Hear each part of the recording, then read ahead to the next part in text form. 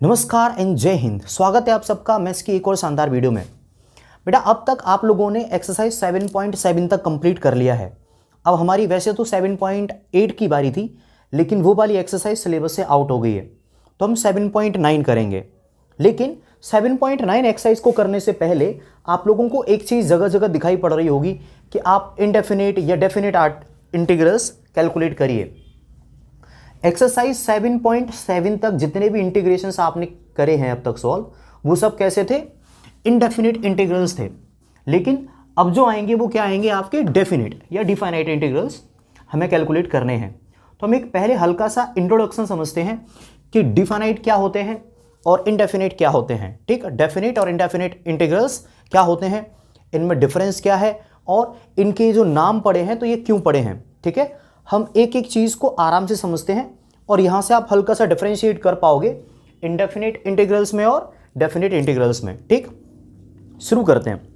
सबसे पहली चीज़ बेटे जो डिफरेंस है दोनों में वो ये है कि यहाँ पर अब आपको आज के बाद कभी भी प्लस का कांस्टेंट दिखाई नहीं देगा। मतलब क्या है? जैसे कि आपको मैंने यहाँ पर कहा कि आप इंटीग्रेशन करिए साइन एक्स dx का, तो इंटीग्रेशन क्या आता था इसका? माइनस का कॉस एक्स प्लस का सी। आपको डिफाइनाइट इंटीग्रल्स में कभी भी प्लस का सी जैसा कुछ दिखाई नहीं देगा। ठीक, यहां पर जो इंटीग्रेशंस होते हैं उनमें एक लिमिट दे रखी होती है। जैसे कि यहां पर इंटीग्रेशन होगा एक्स स्क्वायर, इसका आप इंटीग्रेशन करिए और कुछ लिमिट लिख देगा वो 1 से लेके 2 तक। तो क्या मिलेगा? अगर मैं इसको नाम आई दे देता हूं तो आई बराबर बेटा एक्स स्क्वायर का इंटीग्रेशन होगा, क्या मिलेगा? एक्स क्यूब अपॉन में 3, और यहां पर ऐसे ब्रैकेट बन के लिमिट लग जाएगी 1 से लेके 2 तक की। और एक बार तो हम x के साथ x पे क्या रखेंगे? 2, तो क्या मिलेगा? 2 का क्यूब अपॉन 3, और एक बार x पे क्या रखूंगा मैं? 1, तो 1 का क्यूब अपॉन 3। जब आप इसको सॉल्व करोगे तो क्या मिलेगा? 2 का क्यूब आएगा 8 अपॉन 3, माइनस 1 का क्यूब करोगे तो 1 अपॉन 3, सॉल्व करने पर आ गया 7 अपॉन 3। तो जो एक चीज तो हमने समझी, इसके जो आंसर में आपको कहीं पर भी प्लस का सी दिखाई नहीं देगा। लेकिन जब हमने इस वाले इंटीग्रेशन को करा था तो हमें हर क्वेश्चन में प्लस का सी लिखा हुआ मिलता था। टेंशन मत लो, मैं हर एक चीज क्लियर करके दूंगा कि प्लस का सी इसमें आता था तो क्यों आता था और इसमें नहीं आता है तो क्यों नहीं आता है। धीरे धीरे करके हम सारी चीजें ही समझेंगे। तो एक डिफरेंस तो इन दोनों में ये हो गया। अब दूसरी चीज ये जान लेते हैं कि इन दोनों का नाम देखो। अगर आप डेफिनेट इंटीग्रल्स अगर इसको हिंदी में पढ़ेंगे तो डेफिनेट का मतलब होता है निश्चित यानी फिक्स, और इनडेफिनेट का मतलब क्या रहता है? अनिश्चित। ये वाले नाम क्यों रखे, कुछ और नाम क्यों नहीं? तो देखो बेटा इसकी वजह ये है, अगर आप इस वाले क्वेश्चन का इंटीग्रेशन करोगे डेफिनेट इंटीग्रल तो इसका आंसर 7/3 ही आएगा, चाहे आप कुछ भी कर लो। लेकिन यहां पर जब आपने इसका इंटीग्रेशन करा तो आपको जो क्वेश्चन मिला वो क्या मिला? माइनस का कॉस एक्स प्लस सी। अब सी की वैल्यू कुछ भी हो सकती है, कई बार सी की जगह पे 1 भी हो सकता था, माइनस का कॉस एक्स प्लस 1। यहां पर 5 भी हो सकता था, यहां पर 10 भी हो सकता था, सी की जगह पे 10 की जगह पे 100 भी हो सकता था। मतलब ये सी की वैल्यू कुछ भी हो सकती है। सी की वैल्यू ही निश्चित नहीं है, सी की वैल्यू ही डिफाइनाइट नहीं है। इसलिए इन वाले जो इंटीग्रल्स को हम क्या कहते हैं? Indefinite integrals. ठीक, क्योंकि ये निश्चित नहीं होते, सी की वैल्यू कुछ भी हो सकती है अकॉर्डिंग टू सिचुएशन। लेकिन इस वाले क्वेश्चन में कभी भी ऐसा नहीं होगा कि इसका जो आंसर है वो कुछ और आ जाए। 7/3 मतलब 7/3 ही रहेगा हर हाल में। ठीक, इसका आपको एक बेनिफिट भी होगा, और वो क्या बेनिफिट होगा? अब तक कई बार आपके जो आंसर्स हैं वो आंसर शीट से मिलते नहीं थे। आप बड़ी मेहनत से इंटीग्रेशन करके लाते थे और बाद में जाके आप आंसर शीट में देखते तो वहां पर कुछ और दे रखा होता था और आपका आंसर कुछ और आ रहा होता था। फिर जब बाद में उसको टीचर को दिखाते थे आप आंसर को, तो टीचर कहते थे कि बेटा कोई दिक्कत नहीं है, आंसर तुम्हारा सही है, लेकिन अगर तुम इसको 1-2 स्टेप और सॉल्व कर लोगे तब तुम्हारा आंसर शीट से मिलेगा। अब बच्चों को तो दरअसल पता ही नहीं होता कि उन्होंने जो करा है वो सही है या गलत, तो उनको कभी भी कॉन्फिडेंस ही नहीं आ पाता क्वेश्चन को करने के बाद कि उन्होंने जो करा है वो सही ही है। तो वो वाली प्रॉब्लम यहाँ पर ख़त्म हो जाएगी। यहाँ पर आप कितना भी कुछ भी कर लो, आपका जो आंसर है वो फिक्स ही आएगा। मतलब मेरे कहने का ये है, यहाँ पर अलग अलग मेथड लगाने से आंसर अलग अलग आ सकते थे। यहाँ पर तुम कितने भी कोई भी मेथड लगा दो, जो फाइनल आंसर आएगा वो एक फिक्स वैल्यू आएगी, उसके अलावा कुछ नहीं। मतलब यहाँ पर आपको आंसर चेक करने में कोई कंफ्यूजन नहीं आएगा। अगर आपका फाइनल आंसर आ गया है, अगर वो आंसर शीट से मैच कर रहा है तो सही है, नहीं मैच कर रहा तो गलत है, सिंपल कट, कोई दिक्कत वाली बात इसमें नहीं है। इसमें आंसर कई बार हमें गलत दिखते थे, मिल नहीं पाते थे, हमारे आंसर मैच नहीं कर पाते थे। इसमें आपका आंसर हर बार मैच करेगा अगर आपने सही करा है तो। ठीक, अब इसके बाद हम ये और समझ लेते हैं कि जो डिफाइनाइट इंटीग्रल्स है इससे हमें मिलता क्या है। देखो बेटा, वैसे तो ये वाली चीज़ मैं आपको बहुत डिटेल में समझा था, काफ़ी ज़्यादा अच्छे से, लेकिन एक प्रॉब्लम है, और वो प्रॉब्लम ये है कि जो बेसिक्स मुझे बताने थे वो दरअसल जुड़े हुए होते हैं एक्सरसाइज 7.8 से, और 7.8 इस बार सिलेबस से आउट है। तो मैं तुम्हें बहुत ज़्यादा तो नहीं, एक ब्रीफ में इंट्रोडक्शन दे देता हूँ कि हमारे डिफाइनाइट इंटीग्रल्स कैसे काम करते हैं। ठीक है, तो देखो बेटा, बात समझते हैं। जो हमारे डिफाइनाइट इंटीग्रल्स हैं इनसे मिलता क्या है, हम जरा ये देख लेते हैं। देखो बेटा, बात सुनो, मान लो कोई ये क्वेश्चन दे रखा है, इंटीग्रेशन fx dx, क्लियर।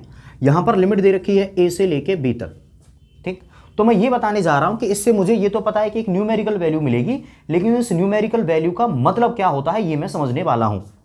तो देखो बेटा, जो हमारा fx यहां पर लिखा हुआ है ये कोई ना कोई एक कर्व होगा।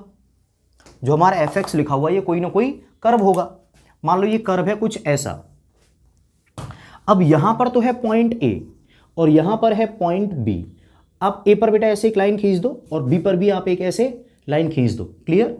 तो आपको एक रीजन मिलेगा ये वाला, यहां से लेके यहां तक, ये A वाला पॉइंट है, ये B वाला पॉइंट है। आपको ये वाला एक रीजन मिलेगा जो इस वाले कर्व fx, ये कर्व क्या था fx, कर्व fx के अंडर आ रहा होगा x एक्सिस तक। तो बेटा इसको कैलकुलेट करने पर हमें मिलता क्या है, इस वाले रीजन का एरिया। क्या मिलता है, इस वाले रीजन का एरिया।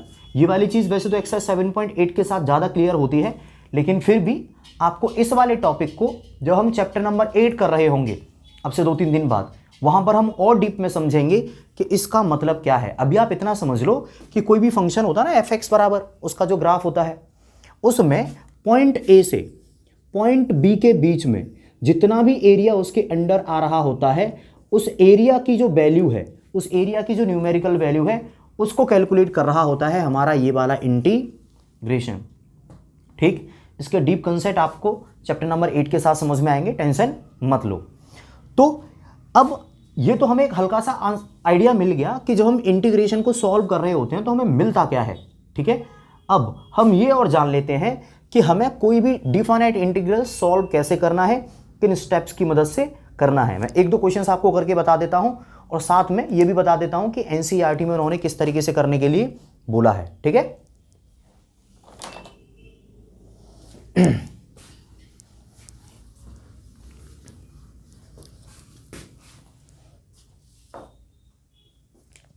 तो देखो बेटा, एनसीईआरटी ने एक थ्योरम दी हुई है और उस थ्योरम का नाम क्या है, fundamental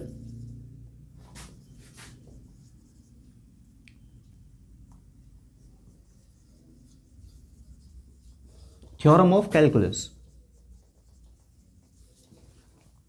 fundamental theorem of calculus ये क्या कहती है कि अगर कोई भी फंक्शन है fx, ठीक, ये स्मॉल f बनी हुई है, अगर आपको इसका इंटीग्रेशन करना है लिमिट a से लेके b तक, लिमिट a से लेके b तक, और लिमिट को थोड़ी देर के लिए भूल जाओ।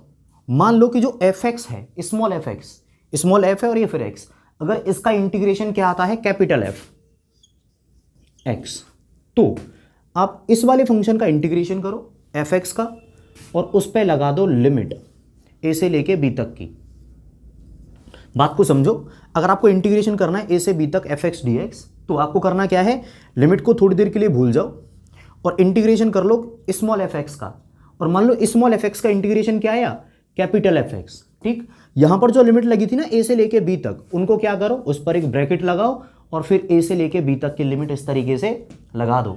इसके बाद एक बार तो x की जगह पे b लिख दो, तो क्या मिलेगा, कैपिटल F के अंदर x के पे b आ गया, माइनस एक बार x की जगह पे a लिख दो, तो कैपिटल F में x के पे क्या आ गया, a, तो fb माइनस fa।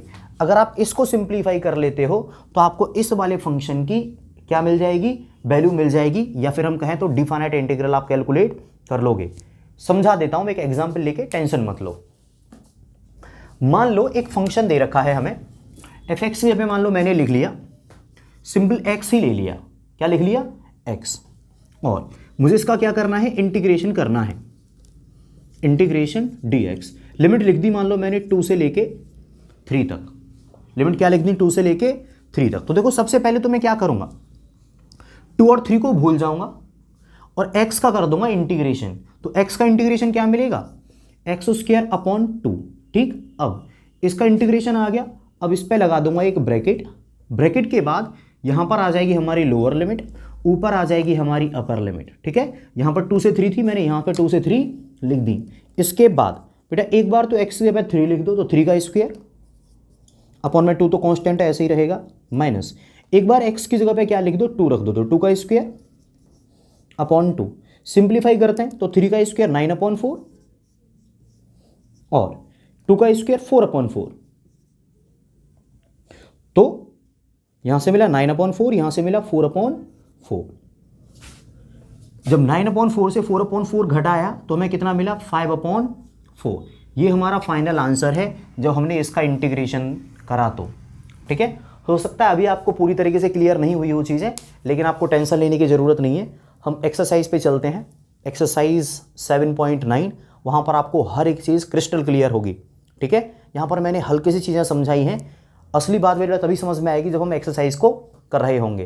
तो इस वाली वीडियो को हम यहीं पर पॉज कर रहे हैं और हम चलते हैं आगे।